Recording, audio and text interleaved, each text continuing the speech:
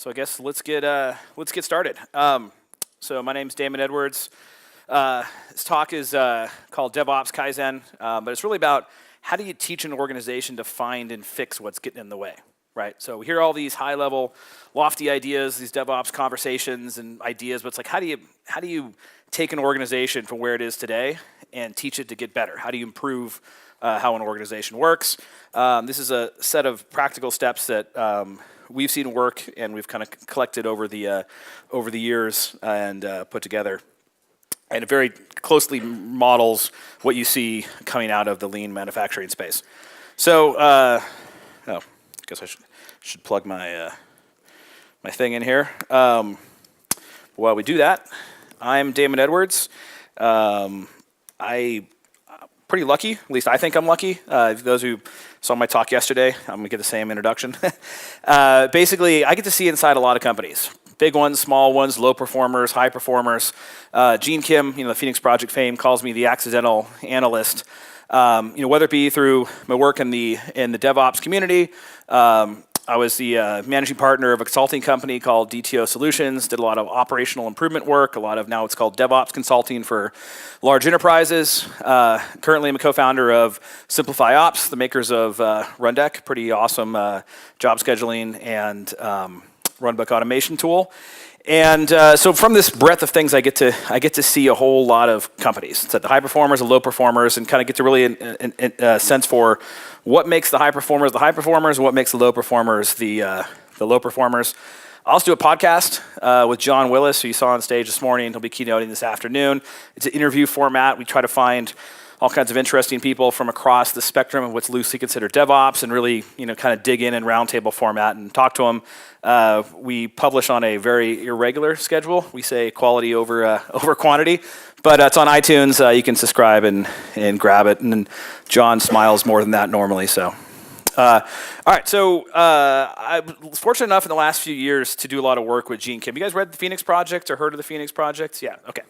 So I actually got Gene involved in the DevOps movement. He wrote this book called Visible Ops, and there was kind of a cult classic. We got him to come to the first US DevOps days, and he couldn't believe that anybody actually read his book. And there's some people in the audience, actually John Allspaw, famous Allspaw and Hammond, actually had the book in his backpack and had no idea that Gene Kim was going to be there. So Gene was kind of hooked on it, and since then he's become, rich and famous, and here I am. But I get to follow him around a lot. So I've gotten to do a bunch of different things with him. And he really focuses on, what makes high performers the high performers, right? And he talks a lot about the different techniques, right? It's different things that they're doing, the patterns that they're deploying. And sitting there and watching him give his keynotes and talk about it, I keep asking myself, but why, right? What is the truth behind that? Why are these high-performing companies these high-performing companies? It has to be something more intrinsic than they, do continuous delivery and, do a lot of automated testing, right? There has to be something, have, blameless postmortems, right? Something more about these companies than just these artifacts. What makes them these high performers? And I kind of realized that fundamentally, the skill that they had was their ability to improve, right? Or to put it more precisely, they're good at getting better, right? It was their core trait that they had in their organization, right? Because the people changed, the tools changed, the business conditions changed, but the high performers are ones that their core skill was being good at getting better, right? So I started thinking about, well, why is this? Why are some companies good at this and other companies aren't? Right? And if you think about it, going back to the early days of lean, even before that, right? I mean, this is the scientific method, right? I'm gonna have a hypothesis. I'm going to try and experiment. I'm going to observe what happened. I'm going to make a decision on whether or not my hypothesis was correct and move on, right? It's just taught in every, primary school in the world. You go back to techniques from, that's W. Edwards Deming, sort of the godfather of lean, post-World War II. The same idea of, plan, do, study, act, right? I see it as a PDCA loop, or you can see it as the OODA loop.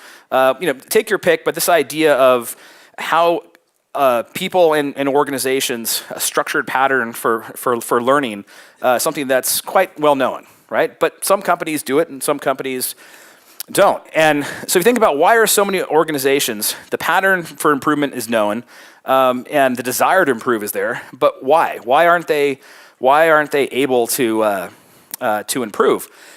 And we've kind of noticed this set of truths about the companies that seem stuck, right? Number one, their work isn't visible, right? The work that they do, they don't have real kind of visibility, end-to-end supply chain style visibility into how work is actually performed in the organization. It's very opaque, it's very siloed. You know, I'm a DBA, I know all about being a DBA. I'm a network guy, I know all about being a network. I'm the product, I know all about the marketplace. But kind of across the board, how does all this hang together, inform the work that gets done? Nobody really has that picture, right? Whoops. Oh yeah, sorry. So what happens, today, right? We have all these kind of substitutions for visibility, right? We've got our org chart, right? Very important, right? Where you sit in the org chart, right? We've got our budgets and strategies.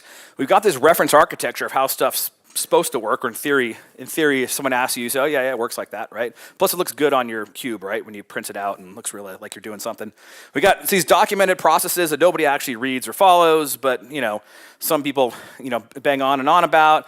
We've got these project plans that are never true until, the very end when suddenly it comes back all red, right? And we got all these kind of release trains, everything's going on. It's the giant illusion of control, right? What we don't have is actual visibility into how is this work flowing, where are things going, what's going right, what's going wrong, right? So that's what we have today, and they're all poor substitutes for actually visibility into how the work gets done. The people are working out of context, right? Again, the DBA, I'm the best DBA in town, right? It says right there on my card, maybe I'm a firewall guy, or maybe I'm a developer or a software architect, but they're all working out of context for each other because we don't have that visibility. They're just seeing their piece, and we're not seeing, the other pieces. So we're all working slightly out of context from each other. And there's this inertia that's pulling the organization out of alignment, right? This is where it's the picture in every DevOps talk, right? The silos, right? That it's the silo effects are pulling the company apart. And let's talk a bit about that, because this idea of natural silos, it's a natural force that occurs in any organization of any significant size, right? And what happens is, it's just human nature, right? Well, we're going to put like with like. The people that do the planning, the product side, we'll put them together. The developers, the testers, put them together. The release part, the operations, we put like with like, and we start to divide up the work that we do. And naturally, because people scale, and the people hang out together, they start to think more and more inward, right? And these walls start to build up between the different parts of the organization. Handoffs become more and more difficult. Why? Because everybody has their own context, everybody has their own cues, and the work is being kind of launched over those walls to each other. And the application knowledge, right? It's very strong in development. Business doesn't have really concern about it. Strong in development, right? It's getting weaker and weaker as we get towards operations. The operational knowledge is heavy in operations. They know how to scale this thing, how to run this thing, how everything works. But often you get, especially in larger enterprises, you get back up in development, they don't even know what production looks like sometimes, right? They got a Word document that tells you, what to expect, but it's not actually the case. They're, kind of barred by regulation from actually being able to log in and look at those production environments. So there's that, that knowledge is being pulled apart. The people who build the stuff don't have the knowledge of the operations. The people who operate the stuff don't have the knowledge of what went into building it. And the business intent, really strong on the development side. By the time it gets to operations, you got a pile of tickets you have to sort through. Everything's a P1. Whatever vice president yells loud enough, that's the one that has the highest intent, right? So this is a natural state these organizations are in. And if you're on the left side of the spectrum, you got all the ownership, you got the budget, right? You get to decide what you want to do, but you don't have the accountability of having to actually run it. And if you're on the operation side, you have all the accountability for making this stuff hang together and work, but you don't have the ownership, right? You're sort of the aggrieved party in the situation, and stuff just gets dumped on you. So, this is a natural state, natural forces that happen in any organization, and you have to constantly think about how we're going to counteract these forces. So another huge issue is that the complexity is going to bite us here, right? We really have complexity on top of complexity, right? We got complexity of our people. The organization itself is a complex system, right? Think about what a complex system is. You can never accurately predict what any of the particular outcomes are going to be, right? Human beings are messy, they're squishy, we've got a lot of interactions to deal with. And then we've got another complex system, which is all of our technology and below that. So now we've got a complex system interacting with a complex system, and that's why the work's not visible, the people are working out of context for each other, and this inertia is pulling the organization apart, right? So if you think about it as a complex system, and I'm not a physicist, I'm sure if there's any in the room, they'll probably not like my definition here. Sorry, my headset's falling off. But you say that the only way to sufficiently fix a complex system is to create the conditions for the system to fix itself, right? So how do we create a system that we can put in place that can take this complex system of people that we have and systems that we have to work with and teach it to improve, right? And build that ability in it to get better. Build the ability to get good at getting better, like those high performers. How do we put a system in place to make that happen? Now, what happens today, instead, we already got this kind of black box, we come up with all these sort of DevOps silver bullets, right?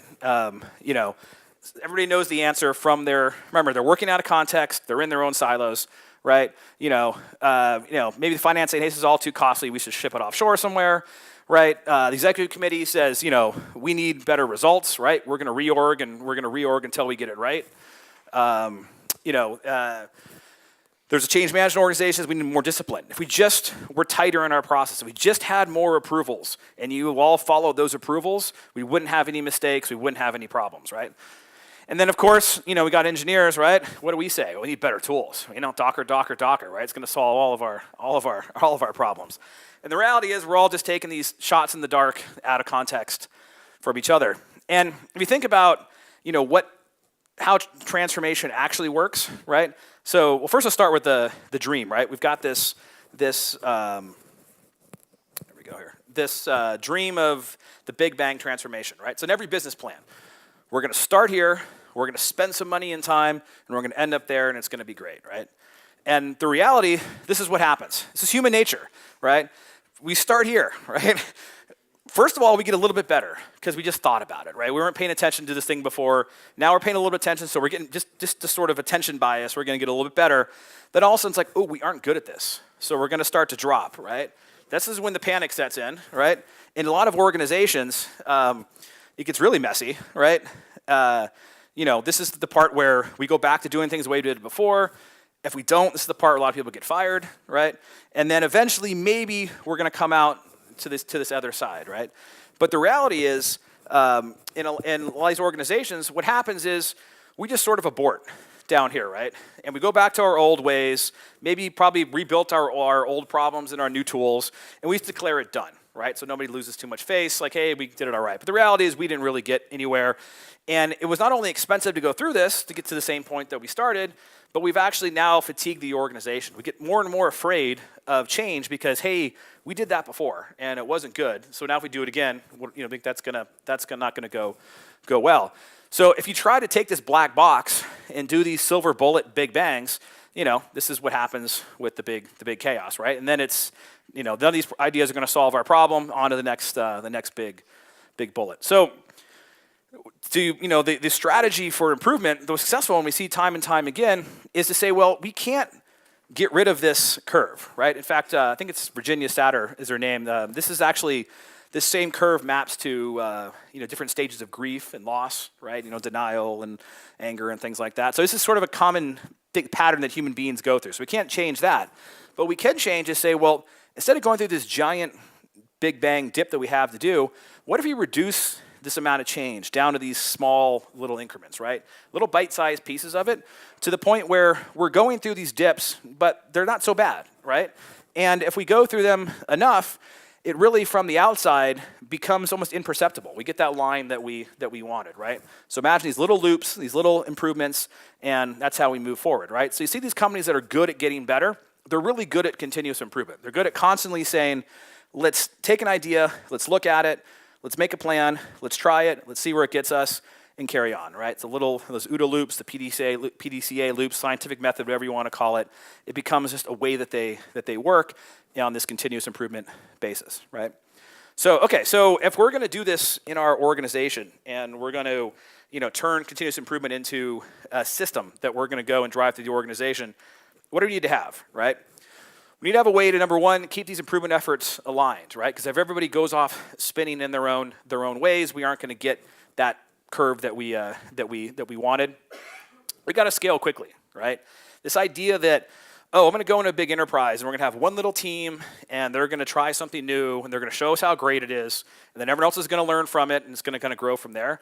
It never really works out that way. You need the initial impulse, but you see the big problem is, hey, we've got 500 teams to take care of, right? How do we get all of them down this path? And the reality is that, this greenfield trends towards brownfield, right, towards brown. The idea of greenfield, right? We're going to carve out a little piece and we're going to fix that. And then somehow that's going to turn the rest of the brown mess into green grass, right? The reality is the brown mess strangles the green grass if you a long time. So we got to figure out a way to scale this quickly so we can get organizational wide transformation, right?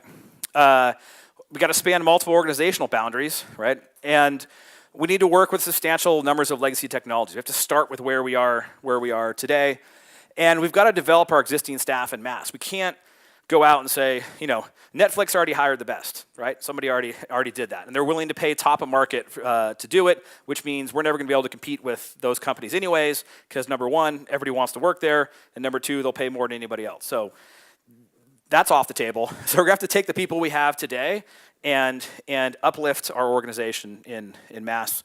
And it's got to be a self-funding investment, right? A self-funding process. Maybe the initial seed investment to get us off the ground, but it has to be a self-funding, self-perpetuating program, right? We use the investment that we make. We were stealing back time for ourselves, reinvesting into the program, and going from there. So, we've got to put all that together, right?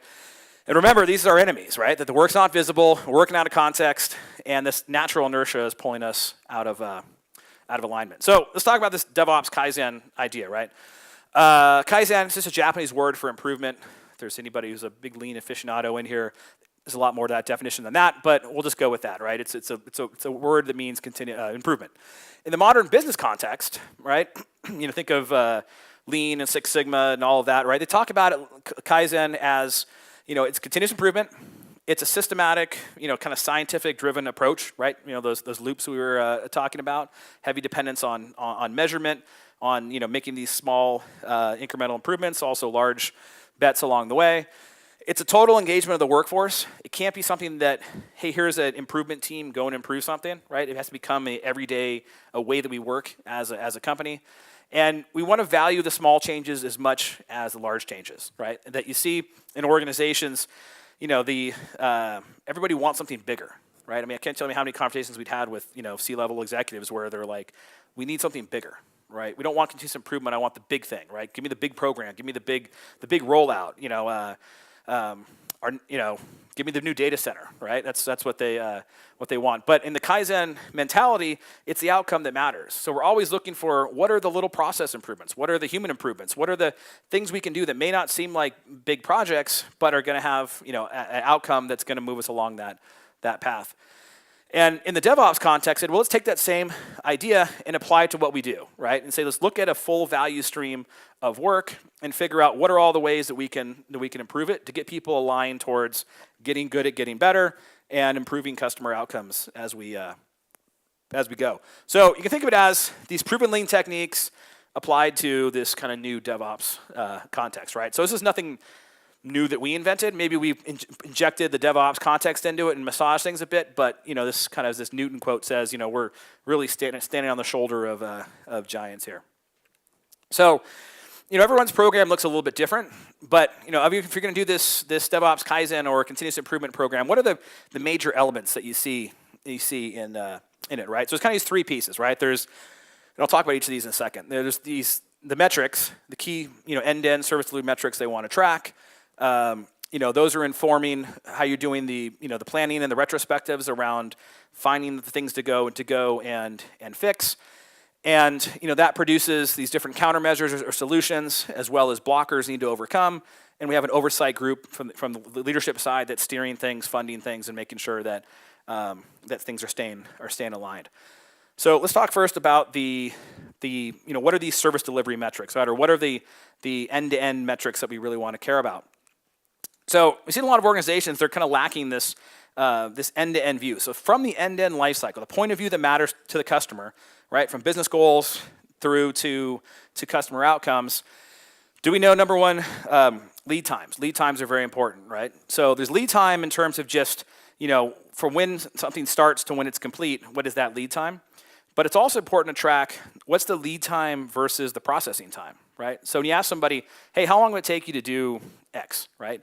They'll be like, oh, 2 hours, right? Be like, okay, well, but really, how long would it take you to do it? Well, okay, first I've got to go and talk to so-and-so and find out what this even means. Then I got to get access to that machine, so I got to open up a ticket for this. And then I got to look at the requirements and figure out that something's missing or incomplete, so I have to go talk to Bob about that. Then I'm going to go do it, and then I'll get something back, and it's, the network error. I got to find the network team, help them do it. So, okay, how long does that all take? It's like 2 days, right? So it's really 2 hours of processing time, but 2 days worth of running around, right? So we want to look at that because that delta in there is wasted time. It's non-value adding time for the organization, right?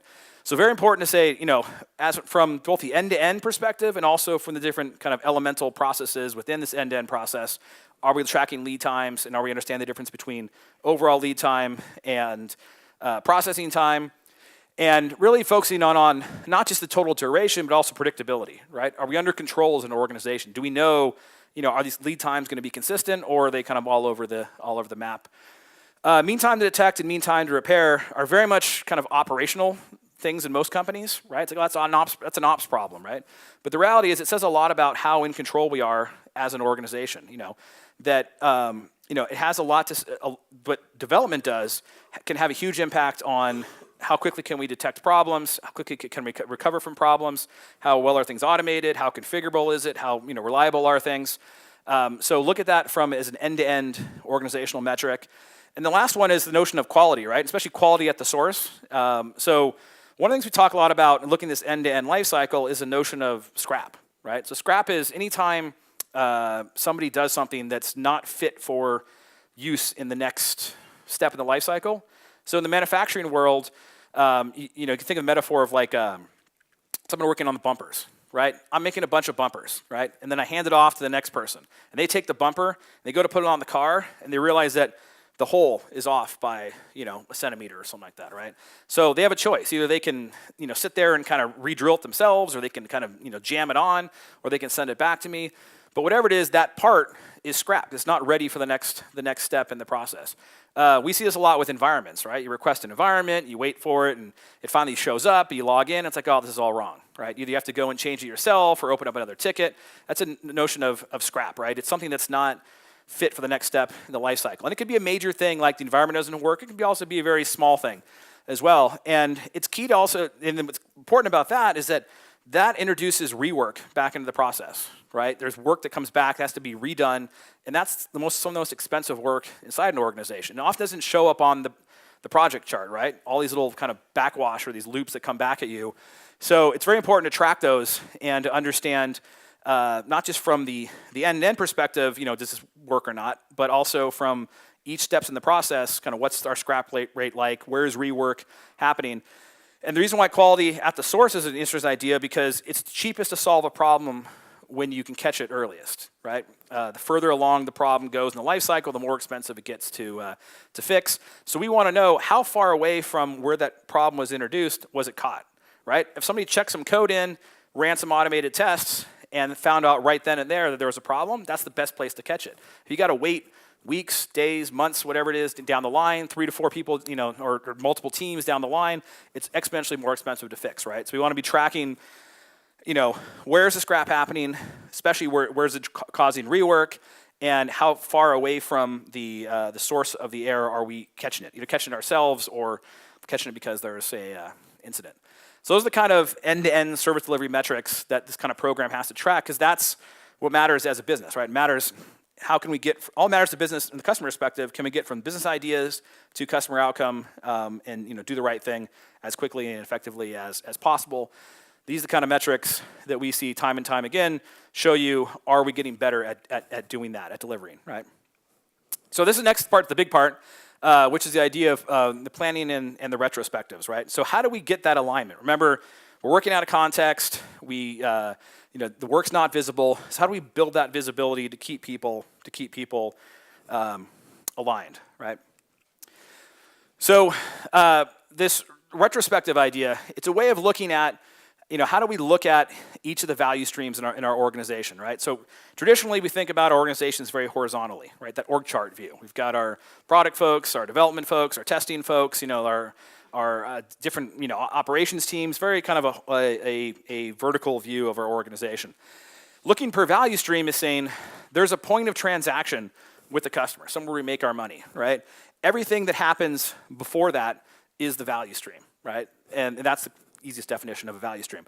So we want to think about our organization in that way, that there's these points of transaction and there's these value streams that feed into those points that makes that point of transaction available. So with the retrospectives, we want to look at the flow of work per value stream, right? And it's really a multi-step process. I think first thing before I get into the actual process, it's important to do this as a group, right? Because the biggest problem in an organization, we said, is people are working out of context and the work's not visible, right? So if we walk around in traditional sort of value stream mapping exercises, you'll see where it's like you'll have a special team that will walk around each part of the warehouse or the part of the factory and what do you do? What do you do? What do you do? And we'll draw this map. The problem is not those people understanding the process. The problem is having everybody who participates in this value stream seeing that end-to-end system and understanding how their work interacts with it, right? As a developer, how I set up my configuration files, how does that affect the operations folks, right? The operational concerns, how can I make things easier on the developers up front, right, and vice versa, right? So being able to see it from each other's perspectives, because that's when you get the magic of, oh, if I did it this way, would this help you? Yes. What if you did it this way? That help you? Yes, right? And you can have that give and take and that push and pull and solve these problems. So the biggest problem is getting the people together to see this factory view, right? This supply chain view that doesn't currently exist in the organization. So how do you build that factory view, right? It's kind of a three-step process here. One is actually mapping out the end-to-end process. We use like the classic value stream mapping notation for this. But unlike traditional value stream maps, and I'll show you an example of this later, but you focus a lot on the timing and a lot of the metrics. The big problem we have is not the timing and the metrics, kind of step one. The big problem is telling the story graphically. So everybody understands how do we actually work. Tracking the flow of information and artifacts through that end-to-end lifecycle is very important, right? So, we're going to be mapping that out, starting from where the requirements come from, how to go through its planning process, all the development, all the testing, all the release on into production, right? And if you're looking for, there's a lot of great lean books on the notion of value stream mapping, so you can read all about that if you want. Step two, once we've got the process identified, we call it like the black pen, right? So we use the black pen first. Imagine on the whiteboard, everyone's kind of gathered around. Step two is we want to think about what got in the way, right? So these are the identifying, the waste, the inefficiencies, the bottlenecks. This is not an everything gripe fest, right? Like, we should have used tool X or that thing's old, why are we doing that? It's not about that kind of complaints. It should be about what got in the way of the flow of work, right? What got in the way of delivery? What added to our lead time? What caused, scrap? What caused the rework? Where the bottlenecks and delays were? The extra process, right? That's the stuff that we want to pull out. And we usually start by having this kind of common set. Mary Poppendieck, she's the Agile author. She wrote a lot of books. She took in Lean, there's the idea of the 7 deadly wastes of manufacturing, right?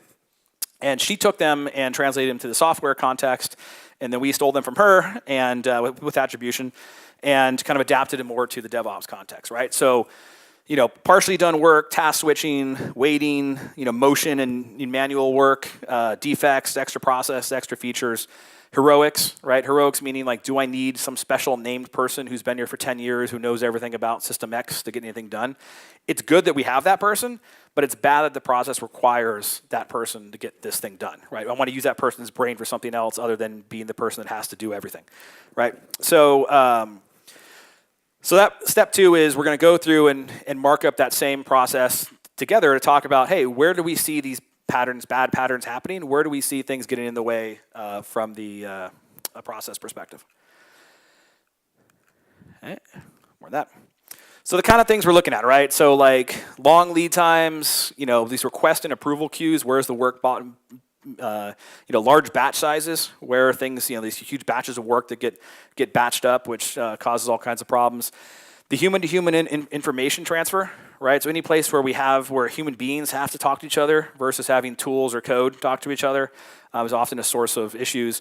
Scrap, rework, something called backwash, manual deployment configurations, reliance on manual testing or verification, later incomplete requirements, special one-off Snowflake servers, all that kind of stuff, right? So these kind of common DevOps patterns you'll see, it's a great point to say, okay, let's step back and say, are we having any of these problems and what's getting in the way? Then step 3 is, okay, well, let's now take the green pen, or I guess here it's blue, but and say, what are the countermeasures, right? What are the different, you can use the word solutions. We like countermeasures because it's never, one thing. But what are different countermeasures we can apply to start to counteract the different red that we see on the board, right? And the idea is to focus on actionable, backlog-ready things, right? We might have a big idea, which is like fully automated, environment provisioning. Okay, that's a huge deal, right? What's actionable? What can we do in weeks to months that we know that we can do to start to get rid of some of this red and improve the flow of work, right? Now, we want to note those bigger, more strategic things, but note that they're bigger strategic visions, but really get people focused on the small J's, right? The small improvement cycles, the baby steps. What are things we can do to get stuff moving? And then step 4 is, okay, let's capture, again, as a group, right? We have the cross-functional, people in the room. We have product representatives. We have developers, testers, operations. Of those countermeasure ideas, let's pull the key ones out and let's actually formalize them as project proposals, right? And we use this A3 or Toyota Kata style format, right? You're basically we call them storyboards. You're creating a storyboard for this project. And the reason the storyboard is there is to say, well, if we do this once, we don't want to have a situation where we just lose all that information. It's great, we got together, we figured out where all the problems are, then we all went back to our different corners of the organization and nothing came of it.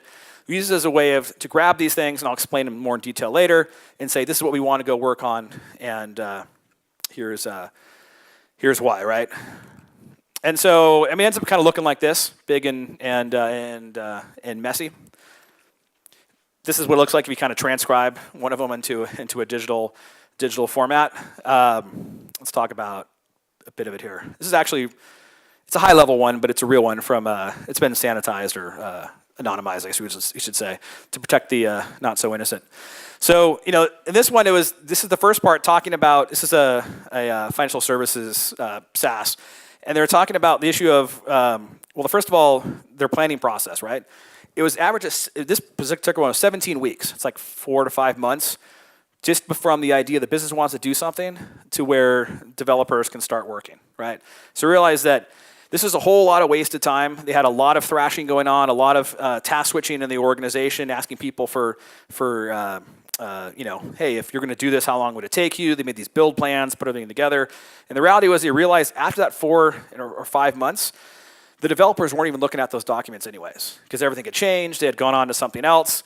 They realized, well, if we just started developing here, we'd probably be at a better place 17 weeks later than we would after all this planning and approvals that we had gone through.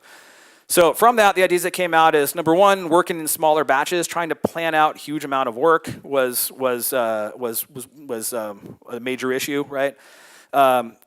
Early operations involvement, they had an issue where ops was not involved in this planning process at all, so it was all a giant surprise over here somewhere. It had to be reworked later on because they didn't know it was coming. If they had a standard catalog, right, so we had the standard design patterns built in, so we had standard parts that we do as an organization, that could cut down a lot on this time. And how do we get, instead of planning, designing being done by this architecture review board that always came up with a great plan, but it never seemed to look like what actually was done in the end because they sat in their tower and weren't the ones actually implementing. So how do we get them out of the tower and get the people who are implementing to actually build themselves? So there's some of the ideas that came out of that. When it came to the a huge contention in their life cycle was all this development work had to end up in these integrated testing environments, right? And they were hard to manage. So what did they do? They had less environments, right? Well, because they had less environments, they had more contention going into those environments, right? And they had a lot of mainframe test data that had to be set up as well, right? So it took 6 weeks just to get the data set up for these environments set, right? The integration testing itself after that took another 3 weeks, right? It's talking about 9 weeks worth of work that goes into just setting up and doing one test iteration. Now, the other problem is none of this data, none of these back-end services are available in these early development environments. So this long feedback loop of at least 9 weeks before you even know if this piece is going to hang together and work with the rest of our enterprise systems, right? And huge problem, right? I mean, the data setup, it was like 90% of the time it was wrong. Deployment to the integration testing environments over half the time that failed and had to go and be redone, which caused more thrash kind of upstream in the life cycle. So, they got to the point where saying, well, how do we get developers to provide these verification tests that we can then run on these environments to know is this stuff going to be healthy? How do we then get operations to provide these environment verification tests that developers can run against their environments to know if is their environments going to kind of mimic the production-like environments? And they want to have put a big focus on how do we make this test data setup self-service? So going from 6 weeks to 6 hours is what they said to set up the test data to do another iteration. And then about more examples down here, and it came to, I won't bore you with these, you can see the slides later, but deployment, same issue. It took 8 people plus 14 people, quarter of 7 weeks to do the staging and production release. How do we bring those numbers down? How do we use that same testing that we talked about using in the testing environments? How do we use that to validate our environments in production and so on? So example of ideas that came out of that. An example of a storyboard, a different one, they had an issue where, this example of an ops organization that realized that they had all of these problems they found when they were doing this, mapping it out, where they're using F5, the global traffic manager, local traffic manager, and so it required developers to have some kind of tokens or URL cookies or URL tokens to manage the global traffic balancing. And how it was working is developers got a Word doc that told them what to do, and then they did it. And then, it wasn't actually F5 wasn't actually in any of the environments until you got to a stage environment later on, right? So of course it always blew up, and to go back to developers didn't know, they just followed the doc, went back and forth. So after seeing the thrash that had on the life cycle and seeing the end-to-end picture and realizing, my God, this is driving all this rework into the organization, one of the things they want to go and do and say, well, how do we get these GTM, LTM boxes into these pre-production environments, right? So we can test these changes early on, and how this format works is we say, well, what's our current condition today, right? What are the pains, right? We're not developing a production-like environment, so on and so forth. What's the target we want to get to? We have the same functionality across all environments. We're reducing these change windows. We've got read-only access to all the consoles so everybody can see what's going on. A standard pattern to we can follow for this global traffic management. We had the metrics they want to track for their improvement, right? Reduction in lead time. Most importantly, reduction in the scrap rate. Reduction in the number of times that there is a GTM, LTM problem that is caused by this. Over here, they say, okay, well, what's the work steps, right? What are the actionable things that we can go and do to start to move from this current condition to this target condition? And then here are the blockers, right? With the financial approvals, the segregation between different environments, all these different kind of issues that they didn't really have an answer for who to talk to or how to make that a reality. And why this is really is helpful is, number one, it becomes a great sales tool for trying to explain to managers why you want to do something, right? Imagine you've got this value stream map story you can tell to explain, right here, this problem is caused by this problem, and now you can say, here's what we want to go and do about it. It also becomes a way to take this and socialize with your peers to say, hey, have I thought through all of these different issues? And then the other great thing about it is it becomes a document. It's actually done on a big piece of paper that we can then use to memorialize this and go forward with it, right? So as we go back to our day-to-day lives, all of these work steps, are we seeing these come off a storyboard and go into people's backlogs, right? Sort of call it the storyboard RPM. Because from a management perspective, if you imagine you look out and you have people saying, oh, we're going to work on improving our organization. If you have a series of these storyboards, you can actually track and say, well, I don't know what anyone's actually doing, but am I seeing steps coming off of these work logs? And am I seeing them go into people's backlogs? And if so, am I seeing improvement in the metrics that they're talking about, right? So it provides a way to have a management focus and have a long-running program to say, are we seeing things coming off the backlogs, and am I seeing this target condition become a reality, right? So it becomes a great management tool. The inspiration for this was this A3 management process. It's kind of a key part of the whole Toyota production system and their way of management and their way of learning. There's a lot of great information on that. And it becomes kind of this coaching pattern where you see leaders don't really have to know all the minutiae or details. They're just focused on these kind of key questions. Hey, what's your next target condition? What's the actual condition now? What obstacles are stopping you from reaching that target condition? What's your next step? And when will we know what was learned from that next step?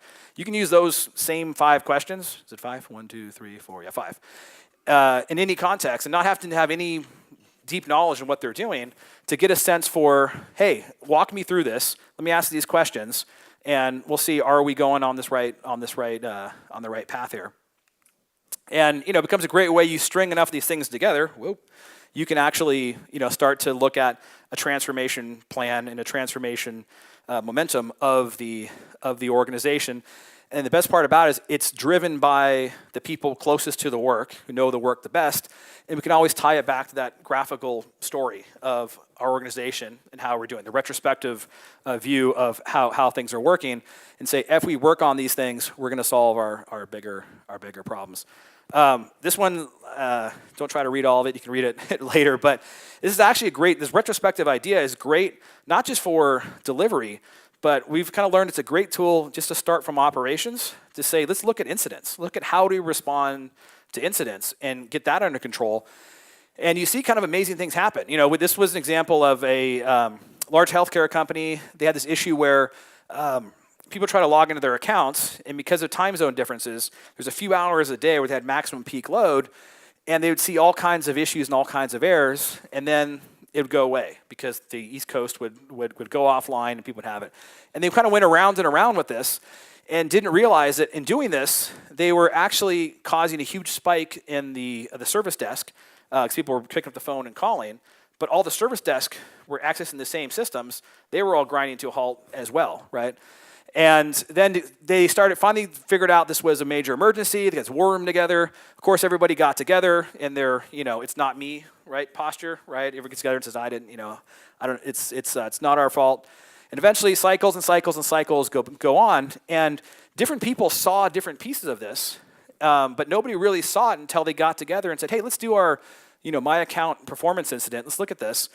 And they realized that if you add up all the cost of the war rooms, the cost of the impact on the call centers, which people didn't know about, but they're lucky there was a call center manager in the room when they did this, realized this incident was over $1 million in cost, right? And then nobody saw it as that because nobody saw all the different pieces that went into this, right?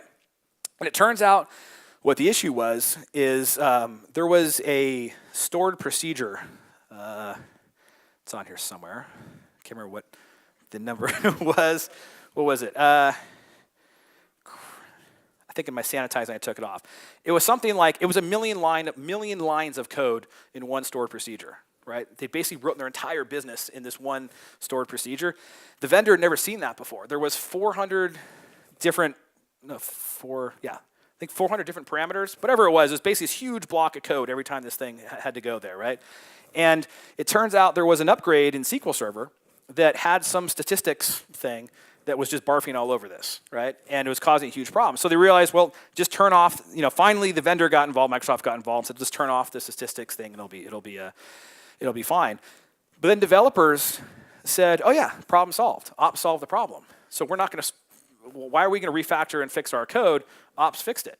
Well, it was never fixed. You just put a Band-Aid in place, and someday, someone's going to turn that statistics flag back on, or we're going to upgrade to a new version of SQL. It's not going to like this, and it's going to be a mess.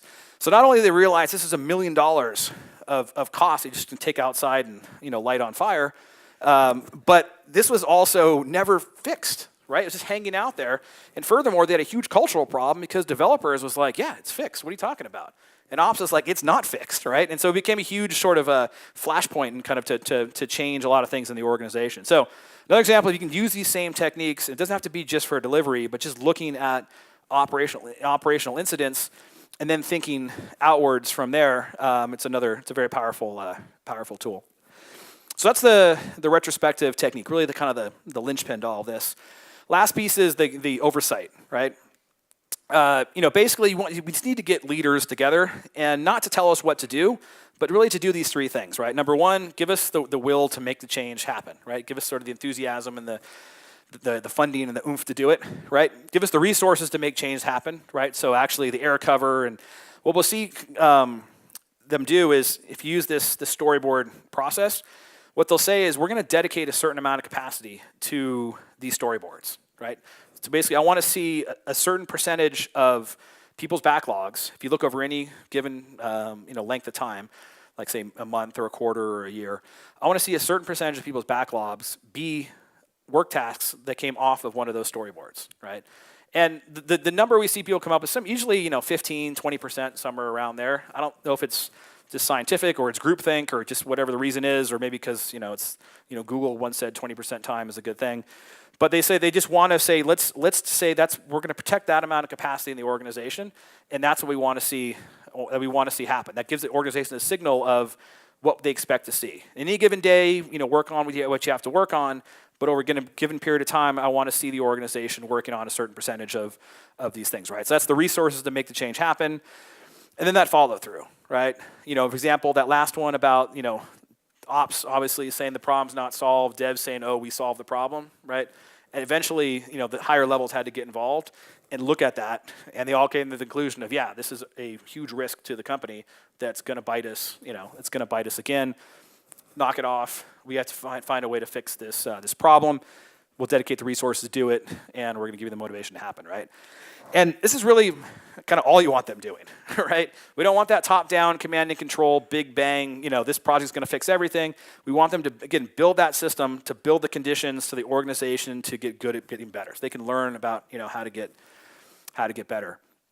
And then, you can, throw all of the good inspiration at them, right? The Phoenix Project, Steven Spear in the manufacturing world about high-velocity organizations.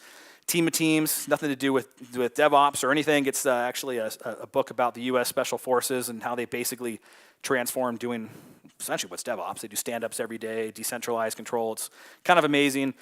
Lean Enterprise, something like that. DevOps Enterprise Summit, there's all these videos online, right, of big enterprise companies talking about these problems and how they solve it. So good stuff to get them involved. But really, that's what you want from them, right? The will to make the change happen, the resource to make the change happen, the follow through to clear those obstacles, right? So if we've got our metrics, that informs the oversight to know where they need to fund and push on. It also kind of informs the point of view that we're going to be taking when we're doing these retrospectives.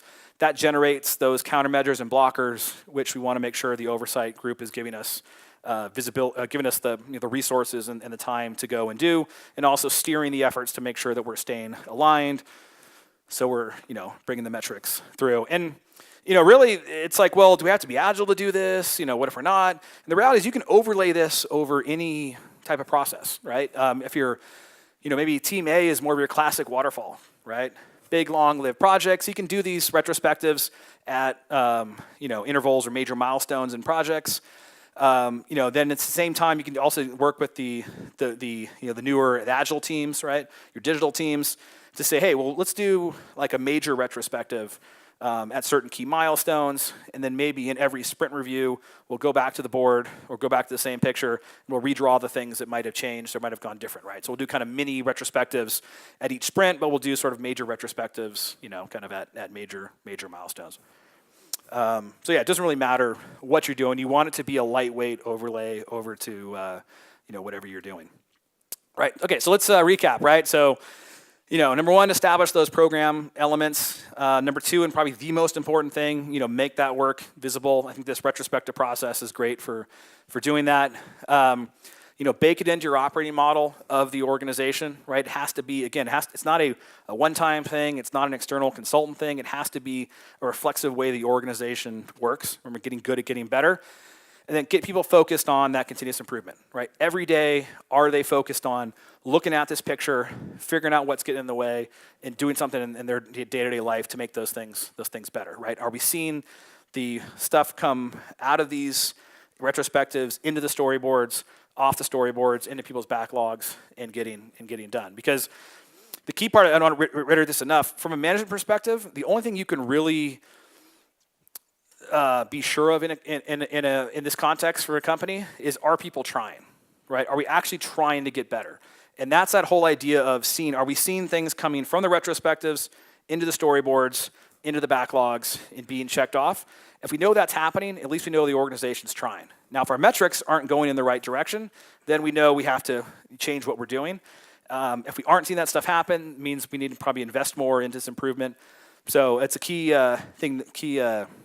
key management focus.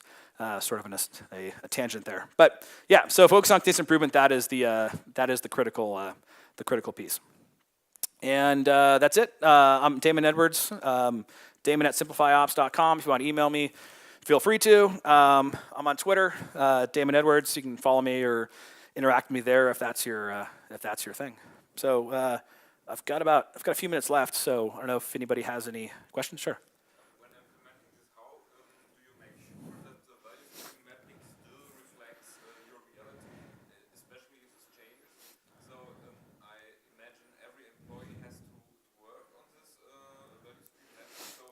Yeah. Yeah, I mean, the way we say is that you want to have, well, there's two ways to do it. There is the big kind of retrospective, which is let's look at the end-to-end delivery process. So then I need somebody from the product group, I need at least one person, 1 or 2 degrees away from the keyboard for each part of the process needs to be there, right? So usually it'll be like a team representative. Anyone can come. In fact, you want to encourage more people to be involved because you want that shared awareness. But the key thing is somebody has to have that. This is how it actually works, not that PowerPoint, version, but what actually happens, right? How does work and information flow through our system? The other way that it's often used is you can think about your whole organization as a bunch of consumer and producer relationships. There's people who produce things and there's people who consume things, right? So just start with that, right? You can say, hey, let's just do this same technique, but only have like the environment team and the QA, environment management people, or whoever requests the environment, right? Let's just do the same process, but focus on that relationship, right? So you can focus at different places. But yeah, that's very important that you need people who actually do the work to be involved because they're the ones that have the truth. And often they'll keep each other in check. But the weird thing is it's not like this crazy thing happens where people always think it's going to be a blame game.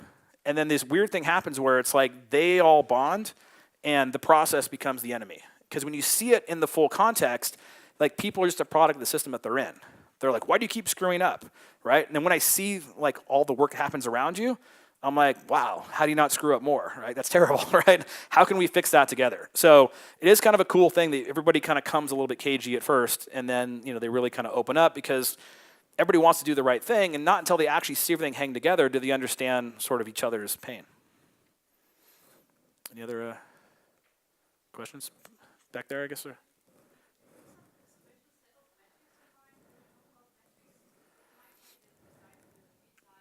Yeah. What other metrics are important?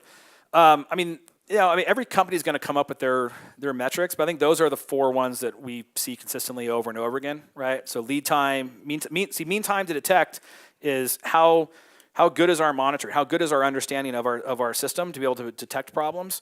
Mean time to repair is how automated, how configurable, and how manageable is our application, which speaks to the design as much as it is to the quality of the operations. And then the scrap rate or the quality issues speaks to where there's problems in the process. So those are usually the 4 kind of buckets of metrics. A big concern is having too many metrics, because then everybody doesn't know what to look at.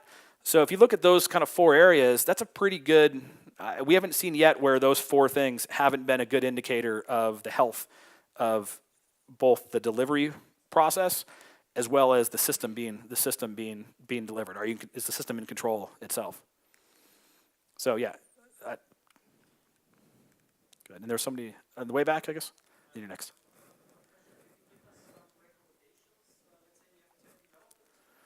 Yeah.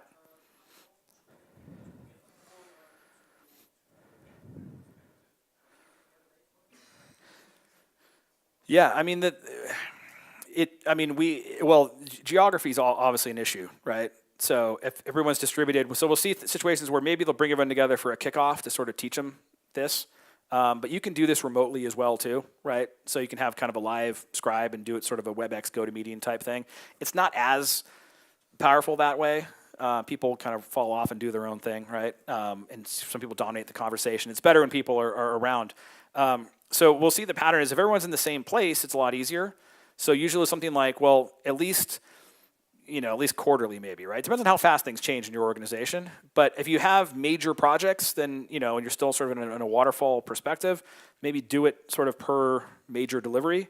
If you're more of an agile organization, do have set milestones, right? Whatever kind of milestone feels right for your organization. It's hard to know without knowing your organization. Set that as the major retrospective, and then just sort of overwrite or revisit with each sprint retrospective to be like, did everything change? What changed? What happened different this time? And then once you sort of hit that next major milestone, wipe the board clean and redraw it again. We like to do it on those big pieces of, it's like poster size sticky notes I'm talking about, because you can move those around with you, and it's better than a whiteboard. Something said about the physical hand, it's weird. Like, we'll see where you draw stuff with the pen, and then we'll be looking at, somebody will transcribe it into a digital format, which is a giant pain. I don't recommend doing it, but maybe in the beginning you want to do it because you want to kind of get people excited about it. So you have these big, nicely drawn ones. You can have the digital representation be almost exact to what was hand drawn, and everyone's like, what were we talking about there? I don't remember. And then we go and look at the paper, and it's the exact same picture, and everyone's like, oh, that's what it was, right? It's something weird about the visceralness of being together and drawing it together that, and I don't know why, but it's just sort of, it's a good thing. It's a good thing to be able to do, at least in the beginning, right? Is to start that way. But there's no like hard, fast recommendation for, you must do it this many times.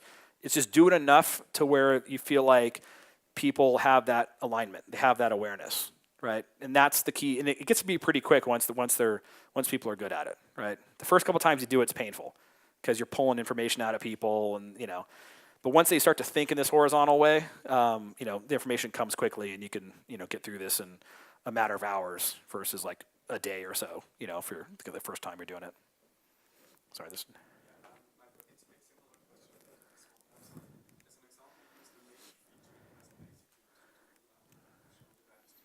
Yeah.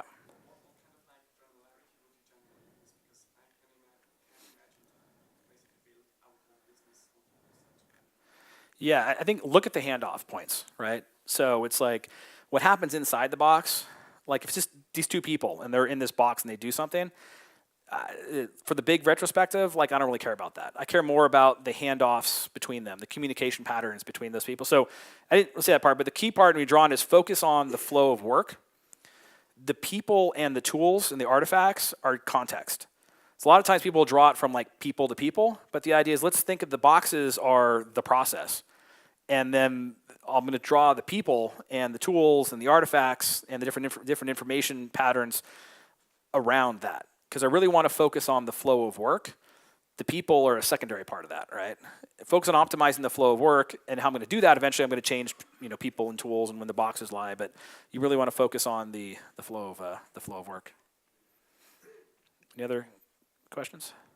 One more? Yes. Okay.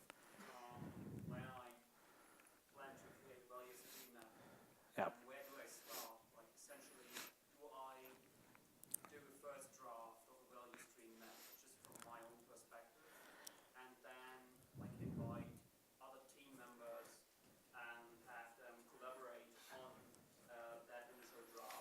Yeah. make it complete rather than starting from scratch with all team members in the room, which seems like more of a waste of time because You would think it is.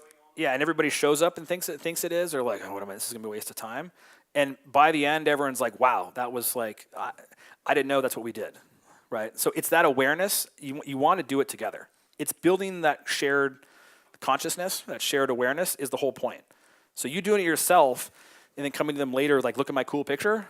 They're gonna be like, oh yeah, I guess it looks okay, right? But if you actually build it together, there's a lot of, there's part ownership of them as well. And also there's a lot of like, I didn't know that happened. Or you'll say something and they'll be like, wait, that's not what happens, right? This is what really happens. What are we talking about, right? And you get that discussion is the whole point, right? Because when you see each other's problems from each other's perspective and understand, even when like the product folks, right? Like they have to understand how they budget and plan things. What is the impact that has on the organization? These large batch, fixed date, push planning, not having all the requirements done, correctly or at the right point or whatever it is, or the right inputs, or they want to change their mind. That big batch, they want to change their mind in the 11th hour because it takes months to get it out the door. They need to see what the impact is that has on the factory, so to speak, right? So doing it together like that is incredibly valuable. Like that is the value. The fact that you're building an artifact from it, and the fact that you're actually picking things to do and doing it, is almost a secondary benefit to, it makes the work visible, right? Which is the key part of helping an organization be able to improve. Improve what, right? Everyone has their own ideas. It's not until everyone has that common picture in their mind do those things hold together. In fact, I don't almost go as far as saying the accuracy is not as important as everybody having the same picture. Obviously, accuracy is important, but having that shared picture, I can't say enough, that is the important part, and building it together is the best way to do that. Now, once you've gotten good at that and done a bunch of cycles like that, then being able to do it, pre-populate certain parts of it, do it in smaller groups, right? Yes, you can do all those things. But initially, you got to focus on that graphical storytelling and getting everybody on the same page. I think, last question.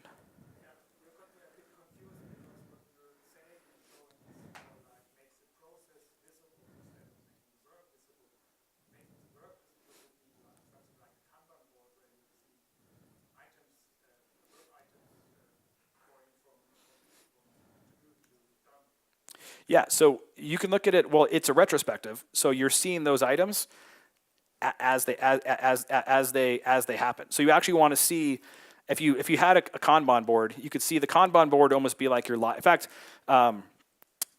see what people do is they use this to define their Kanban board, because they use it to say, this is, if we take major delivery 6.2, right? This is what we did, right?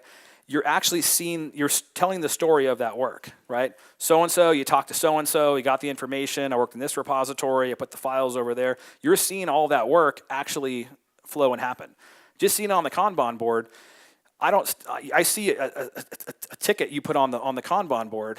You say you did that, I don't know what you really did, right? Because my picture in my mind of what that looks like is totally different than what's in your mind, right? So this actually makes that kind of factory visible, and I'm only seeing one instance of that, right? A retrospective about one delivery, a retrospective about one incident or one handoff.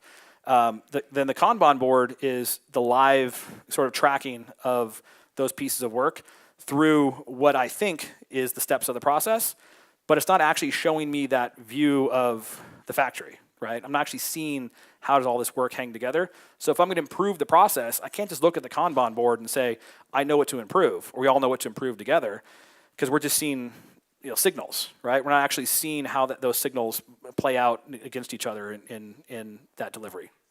Does that make sense? So you would see those two things hand in hand. Like the retrospective helps us pick what to fix, and help us design the Kanban board. And the Kanban board is the live tracking of the work as we do future iterations of this process. It's like a snapshot. It's like a snapshot, right? The Kanban board is the live tracking of the work. So different parts of the same thing. All right, well, that's my time. Thanks for listening to me, and have a good rest of the conference.